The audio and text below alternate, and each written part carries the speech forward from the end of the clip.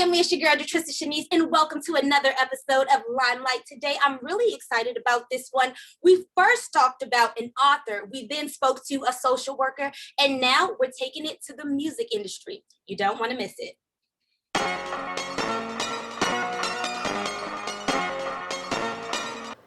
Welcome back. All right, y'all. So today we're talking to my personal favorite. This is my guy from my hometown, Boston, but he's doing his thing in California right now. We are talking about Martin Mighty Mouse Prosper. He is an artist, a producer, and a songwriter. And like I said, your boy's all the way in Cali right now, and he's going to talk to us and bring us some gems about what he's been doing and what's going on. So how you doing, Martin? I'm good. Just enjoying my Saturday morning. Taking some time to sip some tea, talk to my good friend Patricia Wu. I was gonna say Jay Wu. Let me say Jay Wu. No, shout it out, please. You gave me that name. When I tell people about that, they're always like, first of all, where you get that name from? And I always tell them you. I'm like, yo, my friend from back home, he gave me that name when we were growing up, and it just like stuck. So that's what it is. I'm Jay Wu. Yes, I am. Run it back so I can say it cleaner because I need niggas to know. It's smooth. Let them know, for real. And first of all, I just want to thank you for taking the time out on your Saturday morning because if y'all don't know, we are on a 3-hour time difference right now. I'm in Georgia, you're in Cali, so what's that? Yeah, that's 3 hours, right? Yeah. I believe so. So I just want to thank you right now because it's early over there. Okay, so I appreciate that. But let's get right into it. So as I was telling the folks, you are an artist. You're a producer, you're a songwriter. Tell us a little bit about some of the stuff that you have going on and what you've been doing for the past, how many years? 9-ish years you've been in Cali? Yeah, at this point. So I've been doing like a lot of producing, songwriting. One of the first things I got into out here was working on that Empire scoring for, what was it? Season 1, episode 5, I believe it was. Yeah, and there's just basically some scoring behind some stuff they were doing in the studio. It was pretty cool. It was a little tough. I got to meet John Singleton, got to meet what's the other guy's name? Lee Daniels. Got to meet them at the Fox Studios. That was cool. Yeah, just been a whole learning experience since I came out here. Like Boston was such a smaller market, and I think I came out here just to reach a more flourishing market as far as entertainment, of course.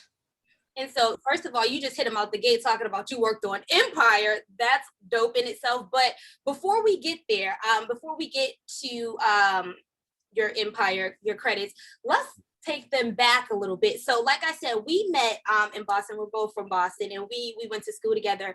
But from high school, people do their own separate things. What did you do when you left high school and you kind of started your music career? Because I know you just wanted to leave and go straight to Cali. So how did that all come together? So I could definitely tell you that the school, I don't want to say it's the school's fault, but the school and a mixture of my parents, they convinced me to take a year of college. And I actually did go to school for like music and audio recording because I thought that would be a thing that would fit what I was trying to do in my career. But then I got to the college and then I realized all the prerequisites that I'm doing all this math and history. And then I think I found out that I wouldn't be able to even go in the studio until my junior year. Like I wouldn't be able to rent it out. I'm like, bro, I've been recording people in Boston since I was like 14. I'm not about to wait 3 years to use your studio. So I just left after the first year. Mm-hmm. And so I'm sorry, but you just brought up a case in point too. You were saying you started recording people at 14. And It's so funny because I feel like I kind of visited your studio back in the day. But just tell me, I feel like I touched the mic once or twice back then. You know what I'm saying? But just tell the people how that came about, because even with that, no one was doing that. Like, especially in our school, no one was doing that. Before that, and it still kind of involves you. So you remember middle school, 6th grade, that little hidden talents competition thing we was in, and then your team came in first because clearly your team was together. You already know. I personally had bars. My teammates was slipping up a little bit. But y'all know I really got the bars. So y'all know I took that. Actually, me and my group, we took that. At one point, she was good enough to beat me, so just remember that.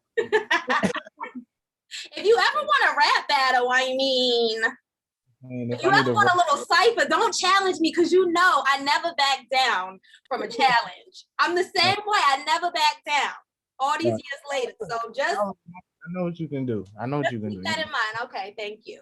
But no, back to you though. So no, seriously though, what kind of prompt you to start, your kind of in-home studio at the age of 14? That's what it was. Like that situation right there was what let me like know that I could rap, because I already was playing drums before that and certain musical things. But then it was like once I tried to rap, and then I told my dad like, "Yo, can I get an interface and a microphone for my room?" He bought me like this.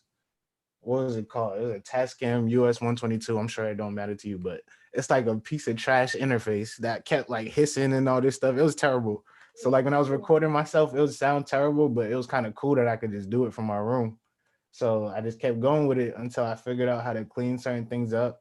And then I think one of my boys from church, Kareem, had another friend, Daniel, who used to rap.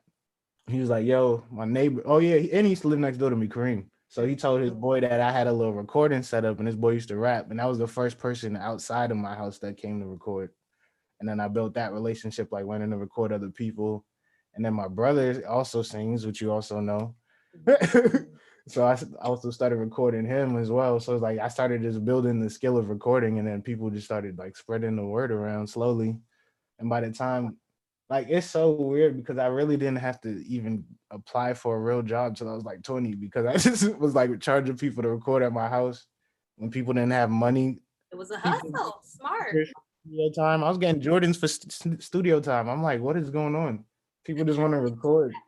I mean, honestly, you were an entrepreneur at 14. That's dope. And you didn't even know it. You didn't. I didn't understand what it was at the time. I just thought I was making quick money and enjoying my time. Like, But I yeah, also feel like part of that is because you were passionate about it. And sometimes when we're doing things that we love and we're passionate about, we don't see it as work. We don't see it as, you know what I'm saying? We don't really see it as a burden to us. So yeah, I think that was also part of it. yeah. And talk a little bit about, because you said you grew up in the church, and again, it's just funny because I'm sorry, it's just like with you, I have so many nostalgic moments, but it's like I never went to your church ever, but your church was right there near my grandmother's house. Driving by and be like, man. Yes. So I would always either drive by or walk by and like look in the church, and you would be banging the hell out of them drums, yo. Like I would be seeing you, but I never ever went in. So what was the magic that was going on in there? So did you kind of want to start doing the drums at your church, or was it because you were always there? So it was like, let me just do something. What really happened with the drums is actually kind of a funny story. So I was like, I kind of taught myself how to play the drums because I had a drum set at my house that was my brother's, but my brother was more into video games and stuff like that. So I used to want to play video games with him, but I was a 5-year difference. Like he wasn't trying to play with a little kid, so he would like be like, "Nah, go do something else." So I was like, "Oh, you got a drum set? I'll just play the drums." So I kind of just taught myself by being bored. And then I like started like studying the people at church. Even when I was like 3, 4, 5, I'll just sit next to them and just watch what they was doing. By the time I was like 7 years old, I was playing drums in church. I'm like, that's just what it was. You never knew how to like actually read the music, because as drummers, you guys read music too, right? There's a story with that too. So I was teaching myself, and maybe what I made it, maybe it was like 9 or 10. And there was this place called Daddy's Junkie Music. It doesn't exist no more. But in Massachusetts, there was this chain called Daddy's Junkie Music. I used to take lessons there in Dedham after school. And I was already playing drums at the time, but he was going to teach me how to like read drum music. So I went there, I was taking my lessons, but one day he showed up late and I was just in the room jamming. He was like, "Who's playing that?" That was you? I was like, "Yeah." He's like, "Bro, you don't need to be here." He's like, "There's people here that are actually like trying to learn how to play their drums, but you just want to learn how to." I'm like, "Nah, I want to learn." He's like, "Nah, you don't need to be here." You never really learned then. No one was teaching me. Okay, so I mean that's dope though. So let me ask. So when you're in church and they gave you music to do, you never looked at it. You just kind of heard it first and then just played it back. That's the thing. That's why I love church, because it kind of teaches you to feel music. They don't really give you nothing to read. It's like you just know the song and kind of know like the parts of it. And I think that's what kind of confused the dude, because I couldn't read any music, but I could play like a lot of things. So he was like, "I don't think you need to be here." So it But always. that's So go ahead. I'm sorry. I'm about to say, I feel like in churches where you learn like a lot of improv and like how to uh go off other people's emotions. Like you got to pay attention to what the keyboardist is doing or the singer or the bass player. Like everyone got to sync up, but someone might be feeling something special at a time. You just got to be ready. So I guess. And I had no idea. I always thought you guys get sheets of music. See? I mean, Okay. yeah, the keyboardist might like have a chord sheet, but a lot of keyboardists, a lot of church musicians cannot read a note of music. Wow. Yeah, Okay. right. They just have heard so many things and have tried practicing it so much, they just got it. Okay. Something I had no idea about.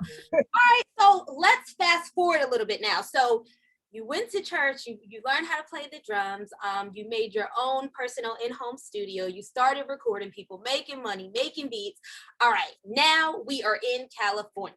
How do you get from Boston to California, working on sets and just, with people in the industry? How does that all start to pan out? All right, that takes me back to college.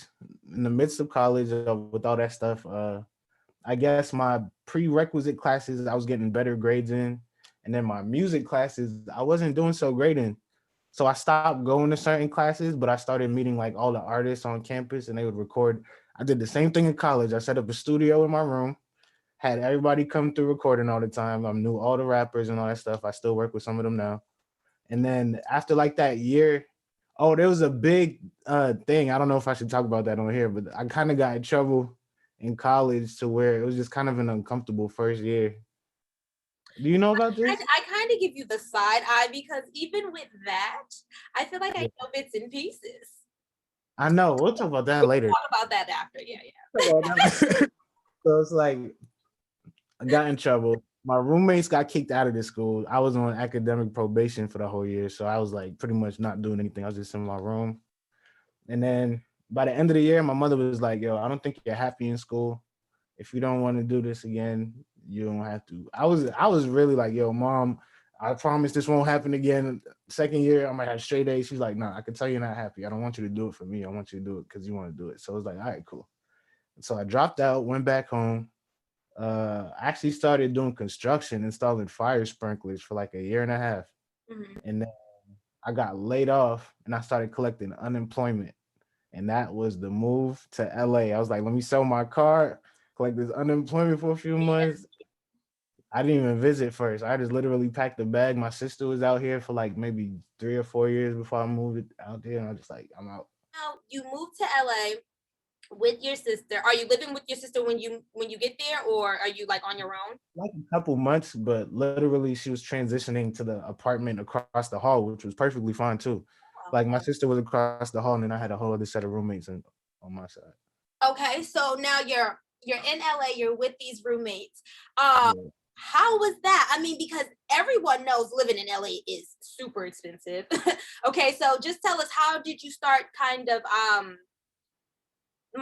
just like working things? Because when you got there, you already didn't have these opportunities kind of Uh, handed to you. So how did it start? what I could tell you, my roommate, my very first roommate here was a very great guy, Al Sharad Lambert, and he's a great songwriter, Grammy winning, I believe, at this point. But he's written for like Ariana Grande. By the time I moved here, he was already writing for Ariana Grande, Fantasia. He's written for Jamie Foxx. He's written for way more now, but that's what he had under his belt by the time I moved here. Mhm. So he actually wrote The Way for Ariana Grande. I love the way. He Yeah. wrote, so that's basically what launched his whole career. So I was learning off him and he was working with me and he was like seeing potential in my beats and stuff and telling me what I should change and fix. And that was just good because it was just basically a living teacher in that way. And Like so he do was you, just and with him, do you feel like you lucked out? Because sometimes I hear a lot of stories when people, they move to LA and they try to find people or friends or mentors and things like that, and they say it's hard. People don't want to help them. People are very for themselves. So do you feel like you just lucked out, or do you feel like everybody's not like that here? um I could say I kind of lucked out, but at the same time, it's not like I didn't necessarily like just meet him out here because I knew him. He went to college with my sister. So I knew him back when I was like 15, 16, and like we were working on stuff back then. So we were already like in a music space together, but we just never realized that in the future we'd both be pursuing it so hard. He just happened to be older than me. So it was just basically like a reconnection. It was like almost like he launched me like a long time ago, and then we just re met up again later, and we were solid. And just know that's not a coincidence. That was supposed to happen. Like the You universe know, works in like ways that. I want to say I was lucky, but at the same time, it was someone that was investing time into me for a long time, and it Mhm. just happened to come back around like that. I love that. Okay. Even like the first person that gave me like a studio engineering opportunity was this dude that my sister used to manage in college as a dance. He used to be a dancer at the time, and she used to manage his dance group. Now he's like a songwriter, producer, and she's managing him still. It's like this all those years later, people just maintain the same connections. But I would have never been making beats if he never put FL Studio on my sister's computer Hmm. like 10 years. I don't even know how long ago. Hmm. Hmm. Like that was the first time I ever knew you could make beats on a computer. Real quick, just pausing really quickly because you're mentioning your sister tons and your brother. So your brother was the singer, in which I know that he sings. Yeah. And your sister, I never really knew exactly what your sister did. I just knew that she lived in LA and she was kind of in the industry, but I never really knew. So just kind of tell people the ties, I guess, of like, you and your siblings and how that works out. So my sister is very much into artist management. It wasn't her goal in life at all. Just something that she kind of fell into in her life situation. So she went to college in New Jersey, Bloomfield College, and New Jersey's like a very dancey place, like all that pop locking and them Jersey club beats, like that's their thing. So she ended up like there was a group of dudes at her college that needed someone that could kind of like just work them around and get them to different shows and stuff and keep them organized. And she was just down to do it. So that was kind of her first management experience. But then I have an uncle that was like trying to hook her up with like this boy band in the UK that was supposed to be coming to America to record mad music. So she was like, okay, I guess they could stay at my spot. So Right. just, like, one of those dudes, she still manages to this day. Like it's crazy. It's like one of like she really just brought them in to just help out at first, but she would also drive them around to the studio. So she just became like slight day-to-day manager Mhm. at that point. And then the way she actually got to LA though is after all that, she still didn't want to be a manager after all that. So she graduates college, she's doing social work, but then she ends up getting like real sick because she ended up like getting like early signs of like lupus and stuff because the stress of social work, like having to take kids out of their house because all this different stuff and not being able to like really keep track of them because they don't want you to be attached. It was stressing her out. So she was like, I don't know if I could do this. She ended up moving back to Boston too from Jersey. And that was like years after college. She was already living there and just in life. So she was like starting to become a little depressed because she's like, Dad, I can't even do what I went to college for. Like it's stressing me out. And then one of her friends that was from like Norway or something hit her up like, yeah, I'm gonna be in New Jersey. I'm gonna be in California for like a month, and I don't want to go out there alone. Can you come with me? And she was like, okay. So she packed a month's worth of stuff, and then she didn't come back home for 3 years. That's Right. usually the stories I kind of hear too. So I mean that's funny. Okay. And so do you feel like, your sister in the position that she's in, do you feel like it helps you out in the industry? Or do you feel like, no, I actually get everything myself, she does her thing, I do my thing. Yo, it's funny because it's as much as I try to do my own thing, she's touched so many people that it ends up affecting me. Like when I went for my Atlantic interview, like I was honestly just trying to go in there and do a regular interview as an engineer. I'm like, yo, I haven't been engineering for that long. Da, da, da, da. And then I told the dude that he looked familiar. He was like, yeah, you look a little familiar too. I was like, yo, I think you were on this panel with my sister, Natalie. He was like, yo, Natalie's your sister? Why didn't you just say that from the beginning? I'm like, nigga, because I was trying to actually do the interview. Right. But like he was like, yeah, just say that from the beginning, you'll be straight. But it's like she just knows so many people out here. Like I'm trying to do something honest and on my own, but she just it does help to just know good people in general, though, I guess. Because even when I mention some of the other good people I know, they be like, oh yeah, I know A-Rod, yeah, I know David. Like it's like it just helps to know people with a positive rapport. Yeah. Yeah. And Yeah. speak a little bit about that, just like how once you do kind of make those connections, how you do want to like nurture them, if you will. Okay, so I'm probably the terrible person for this, but Be real, like, yeah. What's up? honestly, I'm bad at reaching out. I'm getting better now. I'm like, at just like when someone crosses my mind, I just try to send them a text, just be like, yo, just checking in, see how you doing, da, da. Or Mhm, even like actually trying to link up with someone when I tell them like, yo, we should work instead of just like brushing it off and just hoping it happens later. mhm. It's like I actually try to facilitate certain things now. Like you gotta kind of be more proactive rather than reactive, or should things will pass you by. But I Like mean, is there a limit, or is there like a boundary when it comes to business and just reaching out? Because sometimes people could take that as an advance when you just reaching out like, hey, I'm just seeing how you doing. You know what I'm saying? Like, I mean, people could also, take that away. no, that's true. I'm from the East Coast where like you don't need, like, especially for a guy, you don't even be trying to reach out to other dudes like that. It's like it's like, and then if a dude keeps hitting you up, it's like, yo, this dude's a weirdo. Right. But at the same time, it's like, I don't know. It's kind of comes with a maturity. Like that's how I felt when I first came out here. But as I've been here longer, it's like, especially when a younger person hits me up, it's like I'm always down to respond or like help them out in some way.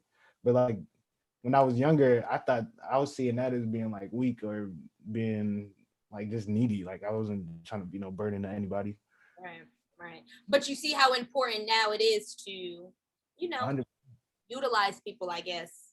could Because have been way farther if I just asked some questions or asked for help every now and then, or just spoke up. Period. you know what? Talk about that, because I'm going to be honest too. I struggle with that. I do. I struggle with asking people for help. I struggle with, because I feel like I just want to do it myself. It's my, like, if it's, especially if it's like my idea, my craft, let me just do Yeah, it because I know how I want it done, this, that, the other. And then, like you said, I don't want to feel like I need anybody. yeah. But talk about how that can limit us from getting opportunities, because I feel like I probably missed out on a few opportunities, and had I just asked for help, then you know what I'm saying, it would have been a different story. Yeah. Talk Even about that a some little bit.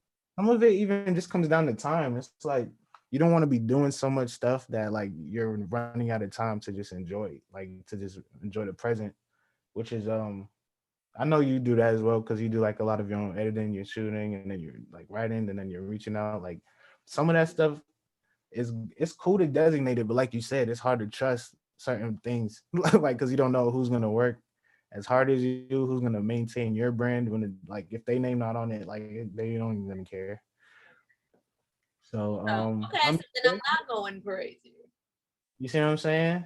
So the best way to do it, I guess, between people is like to just let people know you appreciate them as you ask for help, because it's like you don't want to be asking for help and then someone just feels like they give and give and give in, and then you don't have anything to actually offer them back, or that you don't even appreciate it, because I've definitely been there too. If someone has like helped me, I wasn't really sure how to say thank you, so I just didn't say it, and then they never helped me again. Lesson learned. All right, so let's talk a little bit about your, like I said, your credits. So like you mentioned, you did Empire, you worked with Janae Ayako, you Yeah, did what, Scorpion? Or you was yeah. featured on that? 14 is the outro song. Yeah. Well, what's funny about that one, I could talk about that one too. So I didn't directly work on the song. My intellectual property was used on the song. What does So that mean? literally my idea was used in the song, not my beat. Like somebody the song came out, I didn't know that I was on it until I heard it. Like I was already like listening. I was just listening to Drake's album, and then I'm like, someone actually the artist next to me that I work with was like, "Yo, don't you got a beat like that?" I was like, "Yeah, I do." I just let it go, and then he was like, "Yo, I think that's pretty much the same idea." I'm like, "Yeah," and then someone else hit me like, "Yo, I think you got some." So I'm like, "What?" Like it just got crazy. It's like I didn't even know. It's not like something. Then we had to go back and like hit up all the OVO people and figure out how it happened. So what happened is A-Rod, my roommate, my very first roommate when I moved out here, he gave me an idea for a sample that he heard on Spotify while he was driving. It was a Boyz II Men, like interlude cut on like one of the old albums. She's like, yo, why has no one ever sampled this? So I chopped it up, sampled it. Then he played it for my boy that was working on Views at the time. That was probably like 3 years before Scorpion came out. And my other boy was in the room with him. And then he's the one that like chopped the sample again, sent it to T minus and it was a bunch of stuff. But basically, by the time the song came out, they had to add 3 or 4 more producers to the credits because of all the hands it went through to get to him.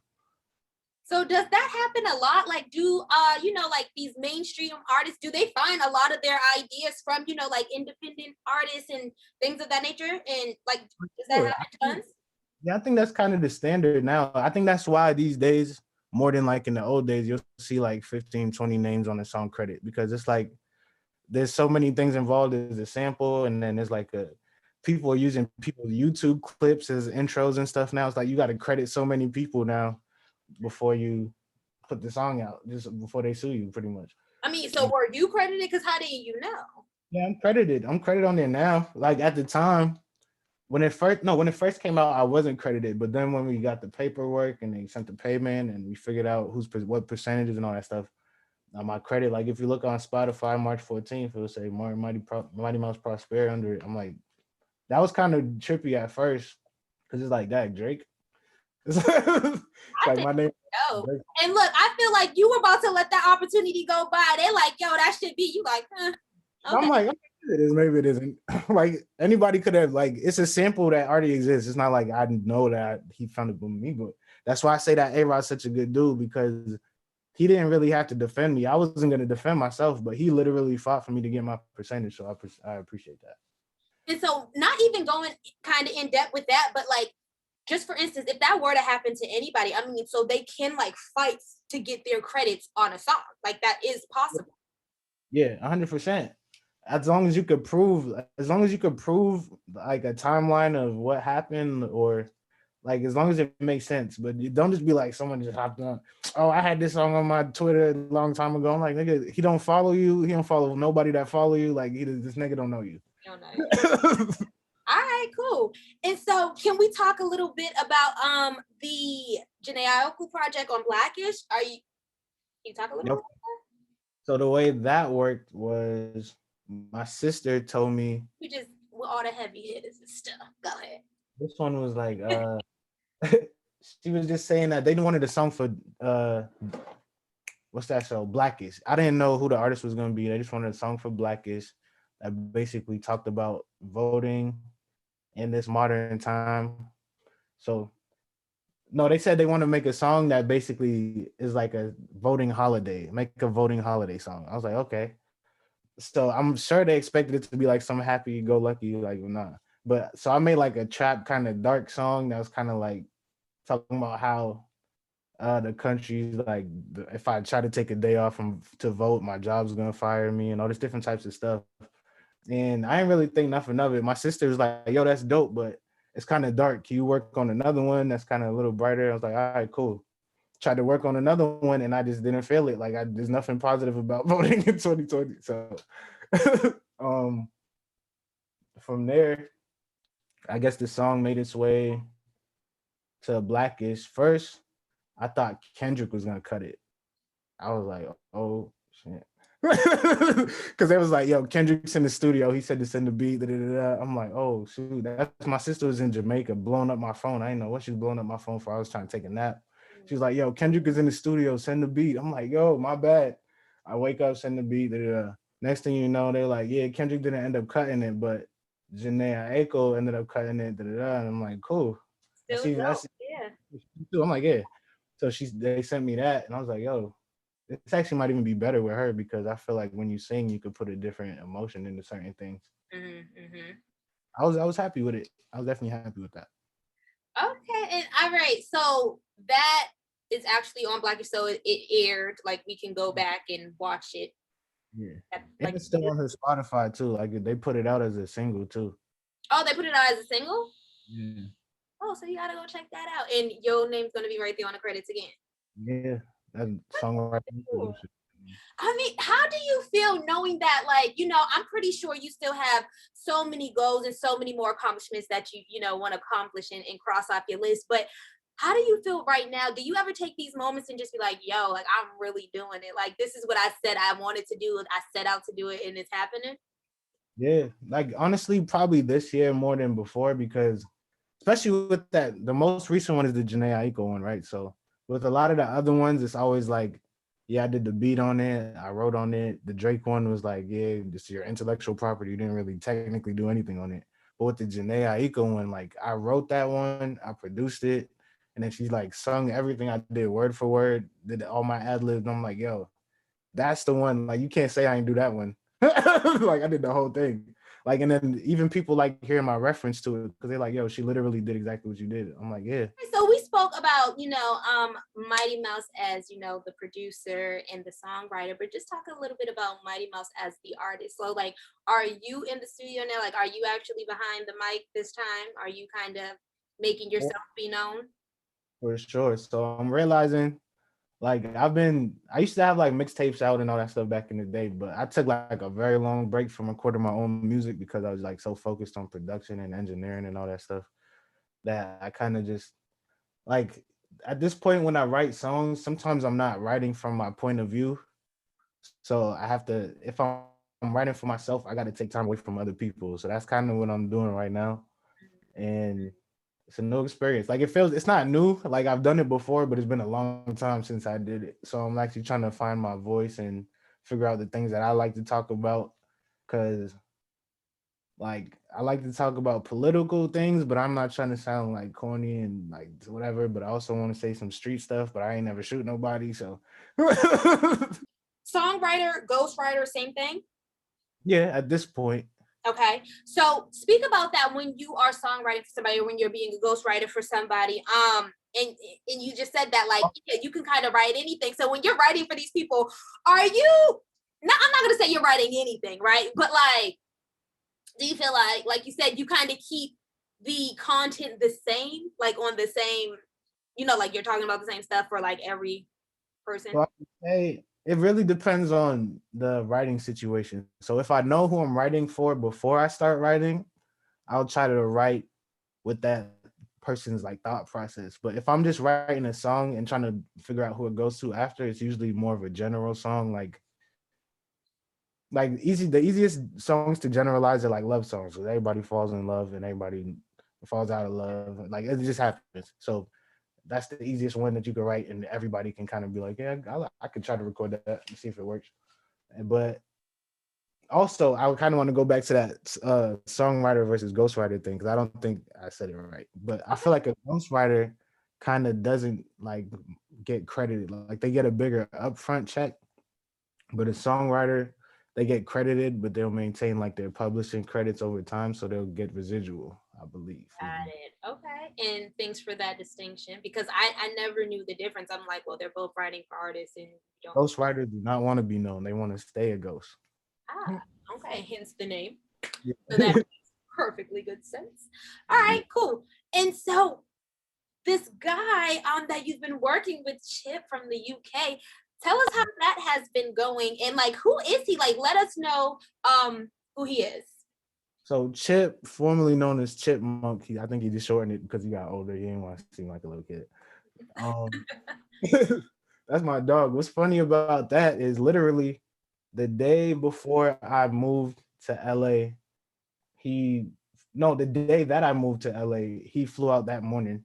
So I came in, he already left some stuff for me. Like he was like, yeah, I can't take all this stuff back. Left me like a ounce of weed, left me an Armani suit. I'm like, geez, like an Armani sweatsuit. I'm like, yo, I just got here. Y'all just blessed me.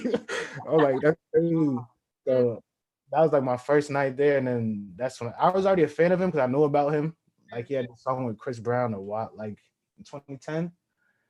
That was pretty big. It was like on World Star and stuff. So I knew who he was. I was a fan of him. But then my sister started working with him when he came out here. And then he went back and then came and visited.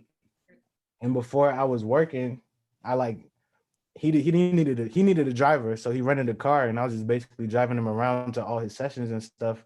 And he would like hook me up. He's buying me whatever he want, whatever he was eating. He'll buy me 2 of those because I was bigger than him. It was like, like literally, like that's my dog. That's really my dog for real. And then like from there, we just built like a cohesive relationship. Like that's really like just someone that he didn't really know that many people in LA. Like he's famous in the UK, but when we in LA, we could just walk down the street, go to McDonald's. Yeah. So And that was just an experience early on. mhm. Well, I was gonna ask, like, because you said, he's really big in the UK, not so much in the US. How is that for artists to cross over? Like, is that a tough thing to do to, become popular in the other? He was signed to TI for a little bit. He was, well, I think for management, he was signed to Grand Hustle, and that didn't like flourish into anything over here. He has songs with Meek Mill. He has songs with. He has a lot of songs with like Jamaican artists actually. Like I think he has a joint with Idonia, I think. Oh yeah. Mavado. Oh yes. Okay, I want to hear those songs now. So I'm like, send them over. He's fire, yo. But like breaking over into America is tough because there's a lot of money that has to go into it. So if you want to be independent, it's kind of a limit. I don't want to say it's a limit, but it's like a glass ceiling.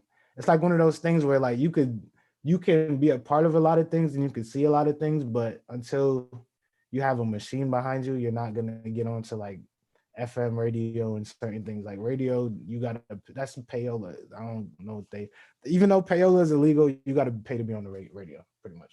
Hey, for those who want to be in the music industry, right? Be honest. Do you feel like this is something that, I mean, obviously it's not for everybody. It's not for the faint heart because you already know you're going to have rejections every time. You know what I'm saying?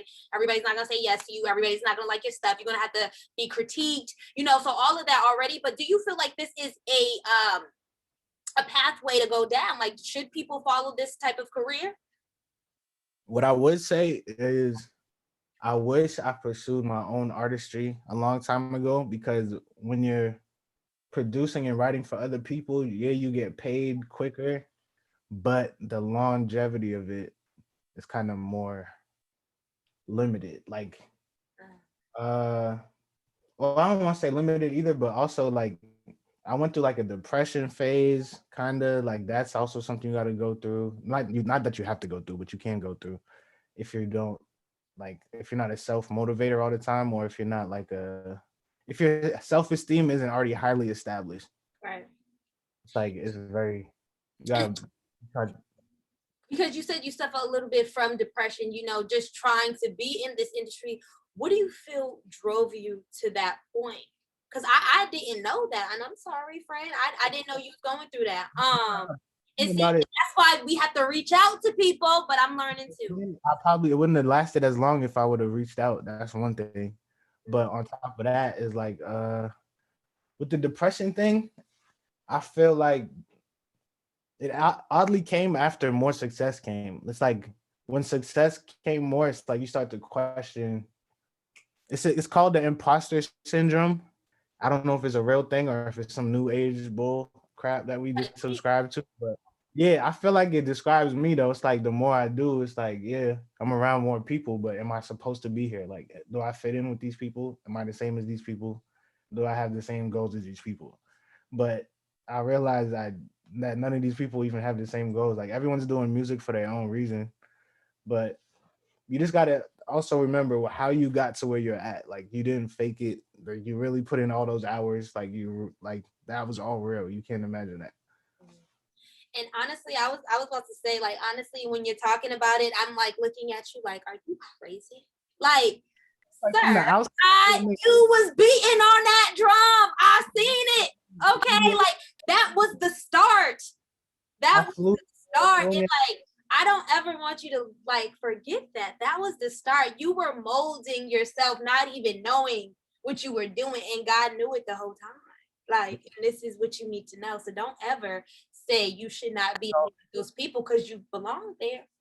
You belong there. I know, but trust me, it's easy. But I understand it though. I understand because I've been in those predicaments. I could see it in it's easier to see it in other people, but it's hard to see it in yourself, especially because like what you're going through like at the moment. Not everyone knows exactly what you're going through at the moment, whether like sometimes it'll be financial, like I got a big credit, but they didn't even pay me for the music yet. So I'm over here trying to figure out how to pay my light bill. Everyone's calling me, congratulating me. Like, what is this? That's not what it's supposed to feel like. But I You just feel like can't it's seem. better to kind of stay under the radar than being kind of showboaty. Yeah, like stay under the radar. Even like in terms of like haters in the future, people wanting to like say if I was a person that like to show out a lot and then I go to a studio, people be like, yo, that's that dude from there. And they might think I got a lot of money, then they try to rob me. And I was like, it just causes more problems than you need. It's Yeah. like just be who you are, stay at the level you at. Well, not stay at the level you at, but basically live below your means for a little bit to a degree, I would say. Mm-hmm, mm-hmm, mm-hmm. Take some stress. Cause even like I be telling people like a lot of the stress was networking. Like so networking events where you gotta like pay to get in and everyone's drinking and certain types of stuff. I used to hate those because I ain't trying to like. First of all, I'm not a drinker like that, and I definitely don't want to spend the little money that I have on a drink that I don't even really want, just so I could be in the space with these people. But sometimes the sacrifice, it was a sacrifice you got to make just to be in that space. Because if you stay home, comfortable with the money that you got, that's barely paying the bills. There's no room for upward mobility. You're not gonna grow from that. So And you got. so, go ahead. I'm sorry. But I just say you got to take that chance because you never know. Like basically, someone told me that all the money that you have is all the money in your house. So if you want more money, you got to get out of the house, pretty much. True. And how tough is it to kind of get into those rooms with these people and network to try to get you, get whomever more opportunities? I mean, is it difficult or is it like, yeah, they're just having a networking event down the street, downtown, midtown somewhere? Like, you know what I'm saying? Like, how is it difficult? In LA is definitely just it's not difficult to get in the room, but it's difficult to get the balls to walk up and talk to someone sometimes. Like if you go in a party and you see Chris Brown and Wiz Khalifa and somebody just standing there talking to each other, joking around because they know each other like nothing. Like how are you gonna go and ask them for a picture? Or are you gonna ask them? Are you gonna tell them what you do and ask to work? That's where the people are like. That's where the deciding factor is at. Some people are more scared to tell them what they do and like try to get on their level. They rather just treat them like they're famous. I'm like, you can't do that. And I was going to say, so what would be some advice from you? You've been in that type of a situation before. Do you kind of just go up and take that chance? Hey, this is who I am. Or do you kind of like lay low? Should you Yo, always have a pitch on hand ready to go? Or don't have no tape on hand. I mean, you can have a tape on hand. I never had a tape on hand, but what I do is I just go up, introduce myself, uh, tell them what I do, tell them that like what they're doing is dope. But also, do not be fake. Do not walk up to someone that you do not like their music and act like you like their music because it will not. The relationship just will not work. right. So make sure it's someone that you actually want to work with. Let's start there. Like you walk up to them, introduce yourself. So listen, Then I'm gonna put you on the spot a little bit, right? mm, And be honest. Has there been a time when you basically saw an artist and you try to approach them and they straight up sunned you like I'm in um, love, like I'm not?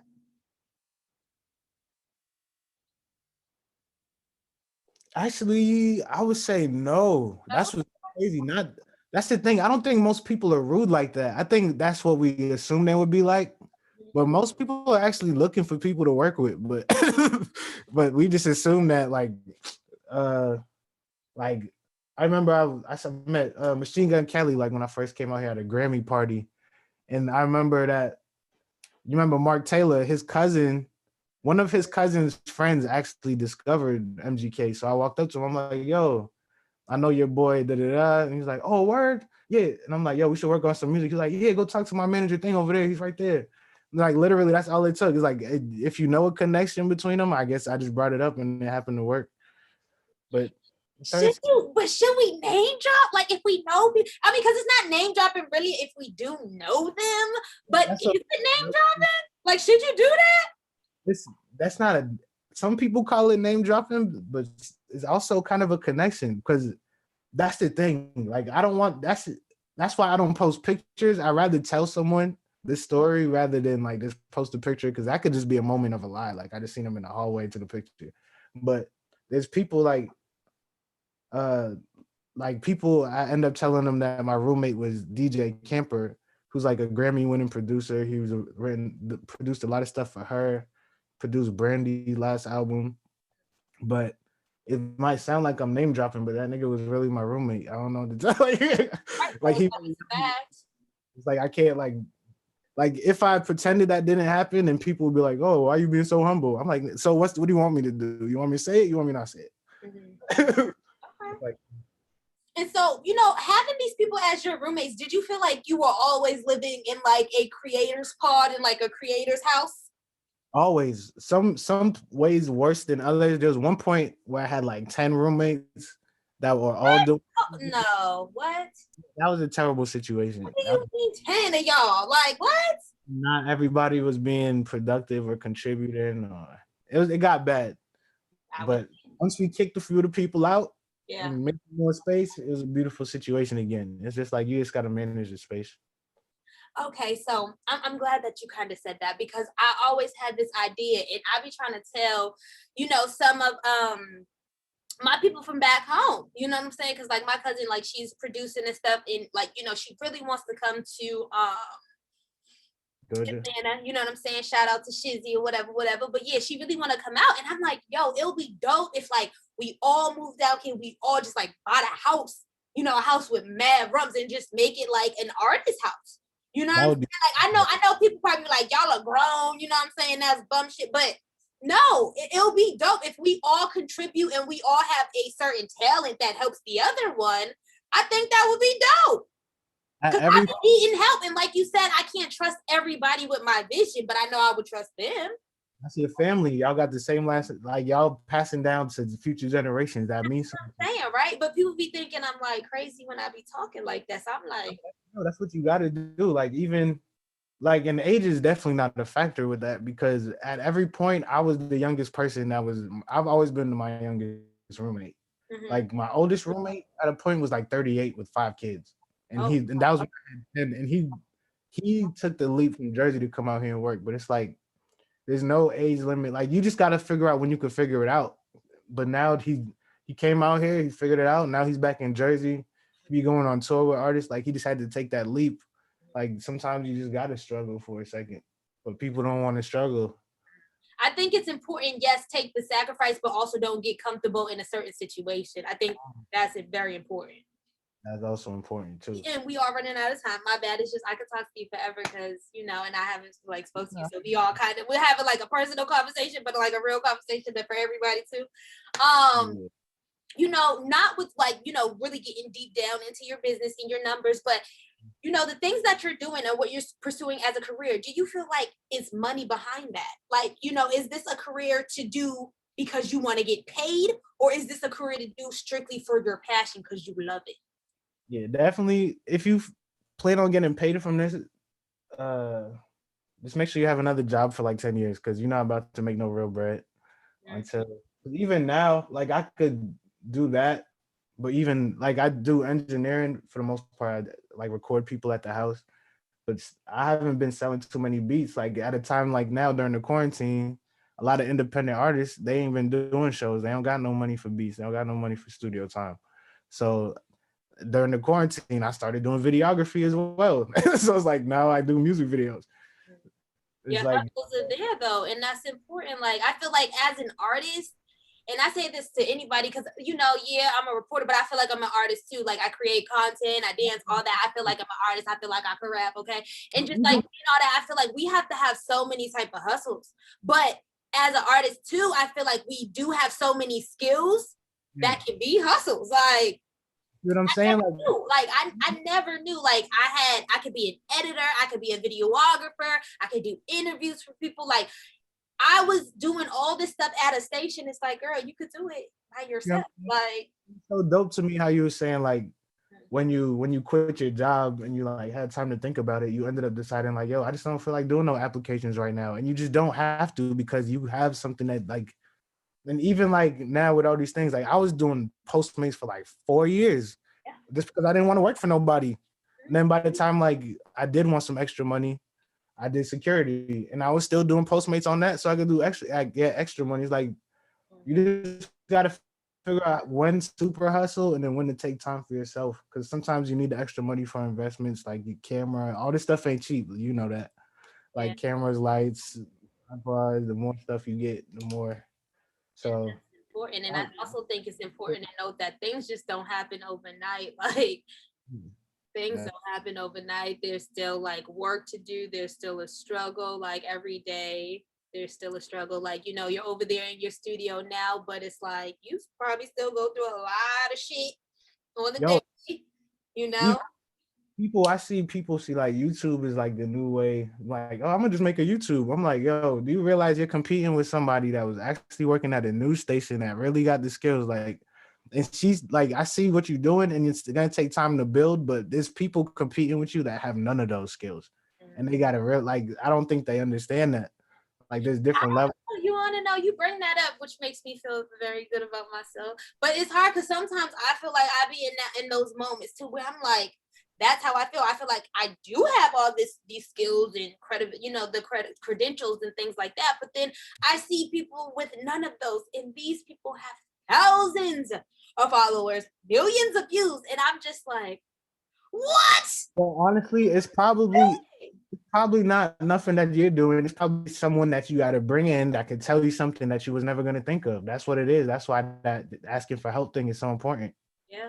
Like, because you ain't about to just think of something. What's the difference? Like, you've been doing your thing for so long. You got your cycle. You got your process. You got that.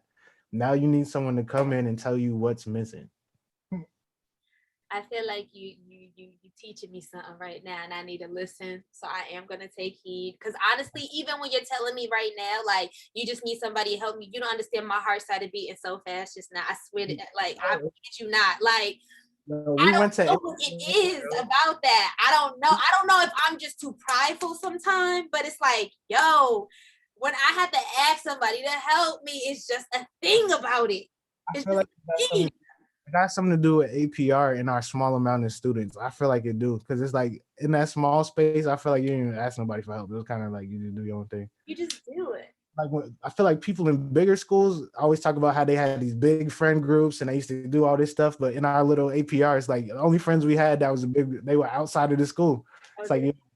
like So just talk about the pros and cons about the business. so pros and cons as far as the pay is actually a pro and a con. It's a con until people want to pay you. Like like the Janae Aiko was probably the biggest payment I've got from like a single song. Mm-hmm.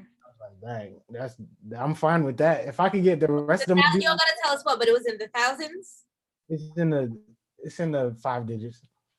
That's nice.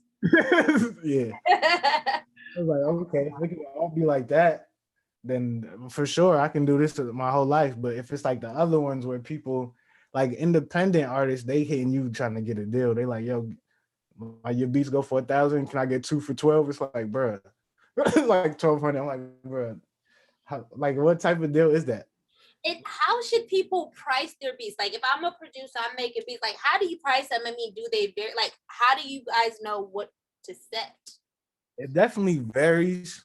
A lot of people try to uh first, I hate when people start making beats and then they start charging people for their first few beats. It's like, no, you need to be learning how to make beats before you charge anyone for anything. And then you also got to let people know that people can rap on your beats. Like my first few beats, I was just giving them away just so people could rap on them, and people like I knew, like if someone said you got beats or have you ever worked with anybody, I could show them the whole song, and rather than just being like I got a bunch of beats. So, how do you determine your worth? Like, as a producer, as a beat maker, you know, as a songwriter, all those things. So I would say, you mean like for me or for a person in general?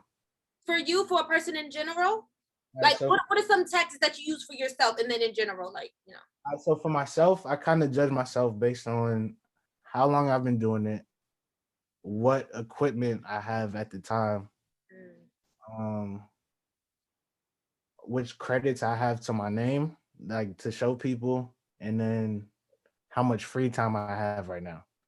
All things that factor into how much I charge somebody. Got it. Okay. Okay.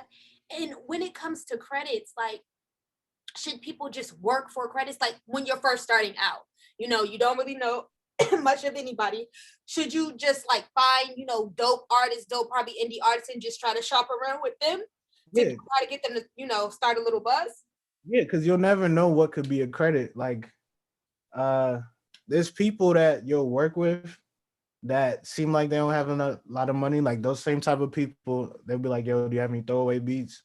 Then you decide if you got any throwaways, you send them some throwaways, and they'll shoot a music video and they'll put it up on YouTube and they'll get like 1,000,000 views. But and then they'll put your name in it and all that. But that comes from someone with a good business mind. Like they wouldn't want to destroy their relationship with you because you gave them a free beat. They know what they could do with it. So they make sure that your name is all over it so that even though they couldn't give you cash, people should be hitting you up for more work in the future and you'll make money. Like people don't consider like how valuable word of mouth is and advertisement and all that stuff. Just it all kind of goes together. Okay. I was once told in my field that you know, starting out, you should never say no. You should always say yes. Is that the same thing for you guys? Or it's like you better say no. Like you have to be very picky in who you want to work with. And I don't think that's good for y'all either though. But let me tell you this. right. I learned. Okay, I learned how to get through it. But yeah, it was trial and error. I think that's gonna work. But nah, real talk. It's like I feel like you gotta have some type of discretion. You gotta see when somebody is wasting your time. If you're a woman, you gotta see if someone is actually interested in helping you or if they are just trying to sleep with you, which is so annoying for women. Yeah, that's like for women, I be feeling bad because the stories I be hearing. Recognize that as a man. Yeah, and it's like it's because it's mostly the older dudes, like the older people at the top of the corporate. Not even just them, but like even the more experienced producers. They'll try to get a female artist in there that don't got no music going on and be like, "Yeah, I could make you help you get a #1," but they get in the studio and all they trying to do is touch up on you and all this stuff. Like, shit be happening. I've seen some stuff. I was about to say, so you've actually you without disclosing anything, but you've actually seen it happen. Yeah, I've seen it happen, but I've also seen, I've heard the opposite. Like one of my homies, he had this girl that she wanted to work with him and he was down to like write songs for her, but then like before the studio session, she's like sending him all the sexual stuff. He was just like, "Yo, I just want to work on music," and then she don't even show up to the session. It's like this stuff happens both ways. Like I don't know how frequently that one is. I'm sure it happens to women way more, but I just know there's weird people in the world that try to take this music thing and turn it into something it's not supposed to be. And you know what? That's interesting that you said. How do you feel about like? Do you believe? Okay, can I just ask you? Like, we gonna wrap it up, but I have to ask you this because, like I was telling people in the last episode, I sometimes could be a conspiracy theorist. You know, when it comes to certain things. Yeah. Do you feel like people like? Do you believe in like the Illuminati and stuff? And people feel like people really sell their souls and stuff like that to be in the business? I believe selling your soul is something. I believe there's dark entities, but I don't think that's what this is. I think this is more pervertedness. There's a lot of perverted people. Yeah, I but you believe think the perversion comes with the selling of the soul part? Or it, it's like they do that on a regular, so their soul was already sold. I think honestly what that is just people, you know how they say like who you are with money is just gonna be the same person that you are without money, just like yeah. I think that they were already that person, they just got money that they could flex it in a different way. Okay. Sadly. Well, there you have it. So what are you working on now? I know you said that you're, you know, trying to get back into the studio, kind of get your groove back. But what else are you working on? Is there anything that you can like talk about that we would know that's going on with you? Right now, yeah, I'm working on my own stuff. My brother, King Mas, well, also known as Medicine now, because he changed his artist name again. He changed his name? Yeah, after all these years, it's still hard for me to remember it. Medicine. So I noted that, didn't know that. All right.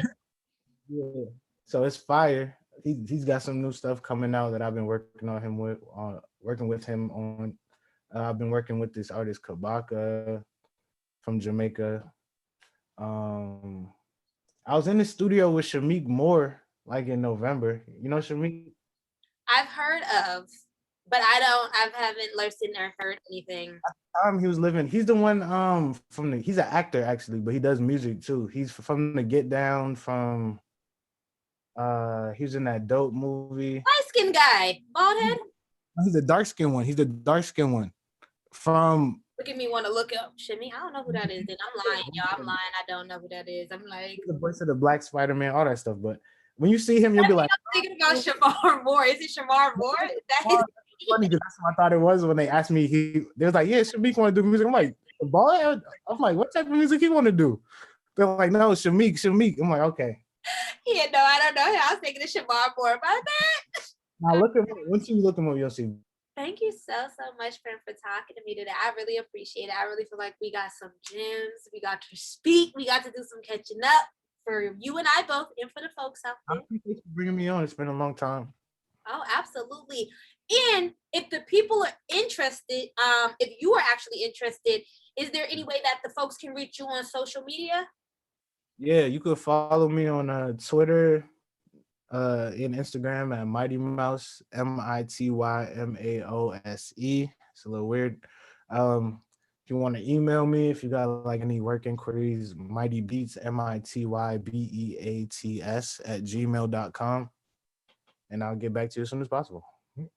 Lit. So, and y'all know where to find me on all your platforms at JSWTV. I want you guys to like, follow, subscribe, and I said subscribe, and do everything that you do on YouTube videos on this video. And until next time, we are out.